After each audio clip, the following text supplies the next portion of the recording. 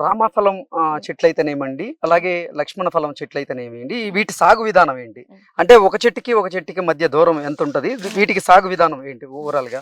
సరే వీటికి ఇప్పుడు మనం సీతాఫలం అనుకోండి. సీతాఫలం అయితే తోట ఉన్నది మనకు. సీతాఫలంలో మనం 10/20 లాగా వేసుకోవడం జరిగింది. ఓకే. 20 feet, 20 feet. సో, హ్మ్. అవి ఇలా విప్పుకుంటాయి చెట్లు. బట్ అవి ఏంటంటే మనకు పండు మాగితే కింద పడితే అది ఖరాబ్ అయితది. వృధా వేస్ట్ అయితది. అయితది. హ్మ్. సో, దానికోసమని ఎప్పుడు ప్రూనింగ్ చేసుకుంటా ఉంటాం ఎవ్రీ ఓకే. ఇయర్. సో, దానికి మనకు 10/20 అంటే రోకి 20 ఫీట్, హ్మ్. చెట్టుకు 10 ఫీట్ ఏసుకుంటే సీతాఫలంకి సరిపోతది. But okay. ఈ లక్ష్మణ ఫలము తర్వాత రామఫలం వచ్చేతలకి చెట్టు ఎంత పెద్దగా ఎదగనిస్తే అంత పెద్దగా మనకు మంచిది. ఎందుకంటే ఇది ఫ్రూట్ పెద్దగా ఉంటది. చెట్టు కూడా బాగా లావిష్ గ్రీన్ కలర్ ఉంటది. హ్మ్. ఆ కాయలు కూడా అంత తొందరగా రాలిపోవు. ఓకే. సో, మనం కాయ కూడా బాగా కనిపిస్తది మనకు. అది ఏది పక్వానికొచ్చింది కలర్ చేంజ్‌లు. అలా హ్మ్. మనం తెంపుకోవచ్చు అన్నట్టు. దీన్ని మనం 20 ఫీట్ రోకి ఓకే. మొక్కకి 20 ఫీట్ ఏసుకొని సాగు చేసుకుంటే ఇది బావుంటదన్నట్టు.